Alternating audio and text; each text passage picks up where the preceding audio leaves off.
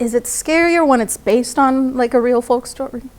Much more scarier when it's based on a real story, because the legend of La Llorona has been handed down from generation to generation, especially in the Latin community, where you're warned that if you don't behave, that La Llorona will get you. Do you remember? Not might get you, will get you. Do you remember the first time like a family member told you about like Yeah, I was probably about 7 or 8 years old. And again, when it got dark out, you know, you were like, go outside. It's like, no, La Llorona's out there. It's like, who's that? It's like, she will get you, she will kill you. She will drown you, and you will disappear. My brothers told me when I was 6, and ever since, for many, many years, I couldn't turn off the light. I had to sleep with some sort of light on, because I literally would feel like she would touch me.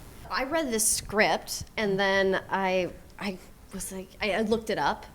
And then my other half, he's Mexican-American, so I asked around his whole family. Oh. And yeah, and everybody's like, oh, La Llorona, really? And I didn't want to give away anything because, you know, you're not supposed to talk about things. So I would be kind of talking around, asking people if they knew about La Llorona.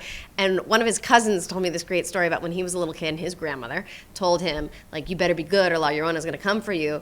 And he was so scared. And so he went to sleep, and it was summertime, so all the windows were open.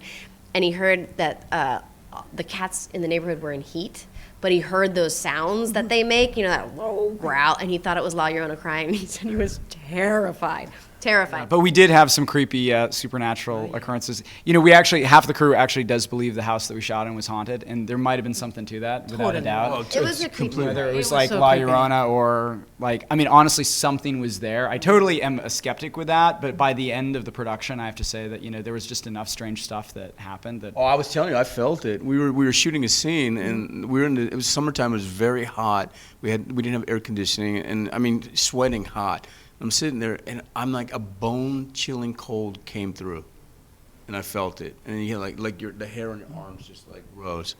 I think she was there just making sure that we were doing right to her. Or trying to kill us.